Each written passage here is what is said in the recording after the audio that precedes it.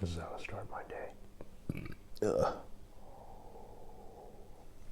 What's going on, you guys? My name is Ver, and this is the Commuter Experience. Ver actually works in Santa Monica, so we do Wi-Fi. It allows me to have the commuter experience. So yes, take the buses and train over to work. Wait, what sort of commuter experience is good for you that you want to take? I have a very, very special episode for you today on my channel because this is probably the most requested video that all of you really wanted.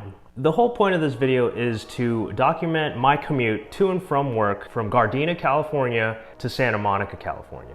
I finally got some time to capture some footage to share with you and tell you my top 3 reasons why I commute 3 hours a day to and from work 4 days a week. Before we get into it, I want to describe a little bit about commuting in LA. I'm not originally from LA, but I moved out here just over 3 years ago, where me and my fiance moved to Encino, California. I used to have to commute about an hour and a half to 2 hours sometimes because of how crazy the traffic is. Now, I'm not sure if you know about LA traffic, but the traffic in LA is ridiculous. Specifically on the 405. The 405 is the busiest highway in the nation. Like, I'm not even kidding. Like, take a look at this clip right here. It's ridiculous. After a couple months, we moved to Koreatown, which is more centrally located towards downtown. Jenelle got a job in Hollywood where she worked at Paramount Pictures, and I still worked in Santa Monica. From there, I tried driving to and from work, which the commuter times were about the same amount of time, 1.5 hours to 2 hours each way. So then I started looking into taking public transit. There happened to be a bus stop right outside our apartment. So I took the bus, and I took the train. But there was a point where I used to take a train from where we lived towards downtown, going away from Santa Monica, and then catching another train to go back towards Santa Monica. Finding my way around LA is actually not that bad because I have 2 main apps that I use. The first one is Google Maps. The second one is called the Transit app. It's available on the mobile app store. I have mine on my iPhone, which you type in, just like on Google Maps, where you want to go, and it does some calculations to figure out the fastest way to get to your destination using public transportation. So the Transit app actually let me find a couple different routes to get to and from work. When we first moved out to Gardena, California, there was a bus stop that's right outside our complex, but it's part of the G-Trans system, or the Gardena transit system. Now, we actually discovered there's a transit center just down the street from where we live. So in the morning, Jenelle actually gives me a ride to the transit center, and then I hop on a bus down there that has a specific lane dedicated to the bus to go straight to downtown LA, where I catch the train to work. Doing this actually saves me an extra 15 to 20 minutes, and I get to spend more time with Jenelle.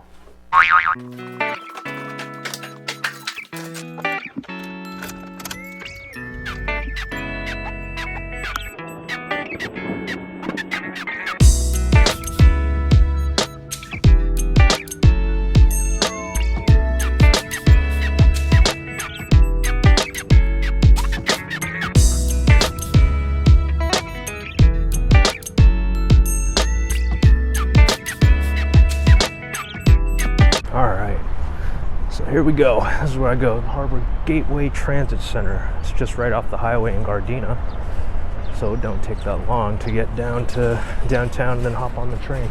Flip it back sideways. Here we go. Documenting the commuter experience. It's police cars, a well-protected area, very public, so nothing bad should happen. This is what I do 4 or 5 days a week. Gotta reload my card.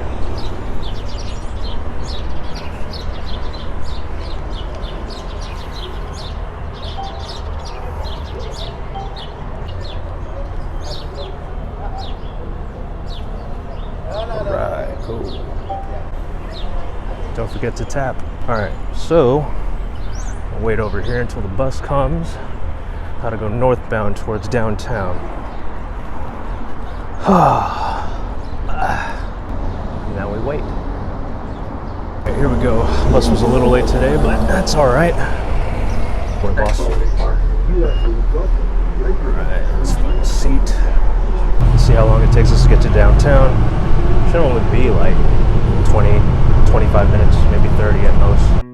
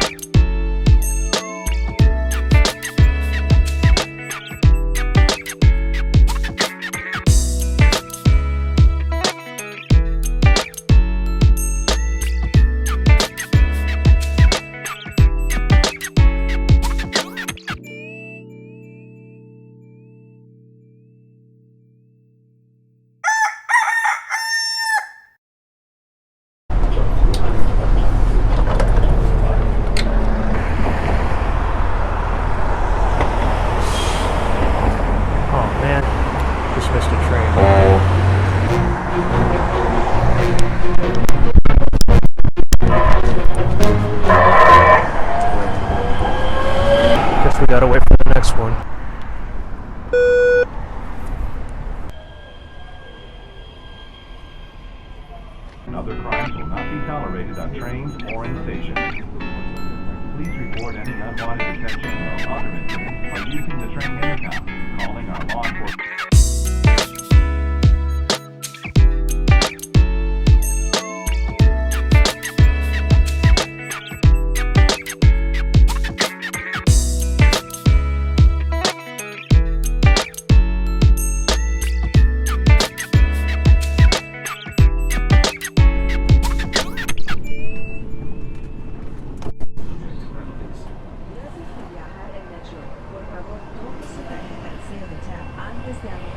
All right, we made it, but stop, look, and listen before we cross the street.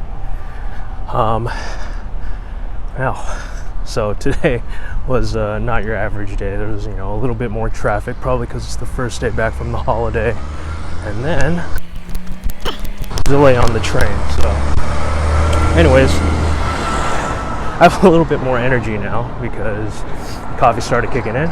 I'm going to go into work a full day, and then I'll catch you back when we take the ride home.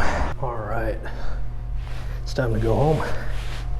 Yeah, so if you notice, I have a lot more energy now compared to in the morning because I had a couple cups of coffee today, worked out, have way more energy than when I first make my trip in the morning.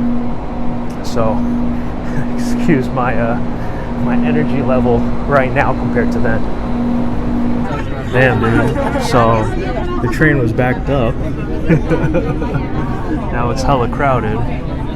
But basically the train was stopped at Sequel, but no one was moving on. So because this is going all the way now, but earlier it was only going to stop at a certain stop and not go towards downtown. So sometimes the bus schedule is out of wonk and I had to hop in a lift here. Here's some footage of that because I was late on the train. But yeah, so that happened. We put out that video through CNBC, and this YouTuber has like 1 million subscribers. He did a reaction video to it. That doesn't always happen, so this is what really happened. Another thing I forgot to mention is I get on the phone with my mom. She lives in the Philippines and takes care of my grandma, so it's nice to see how she's doing too. Hello, Bebo.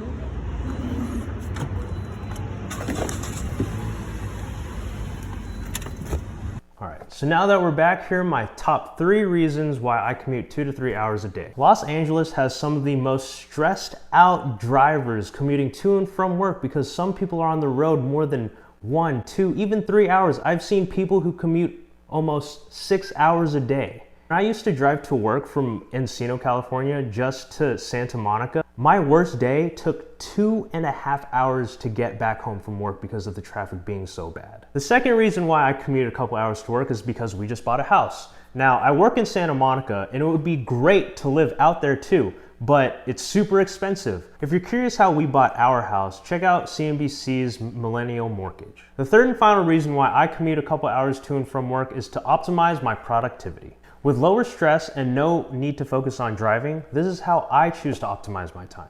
I could be playing mobile games on my phone, like Diner Dash, Call of Duty, Fortnite, the Kim Kardashian game where she goes from LA to Miami.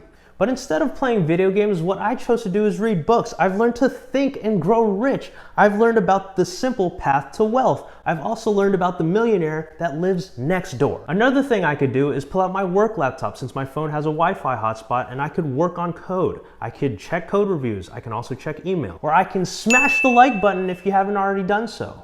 A more recent thing that I did on my commute is study for a certification that I recently passed before the new year in AWS, or Amazon Web Services.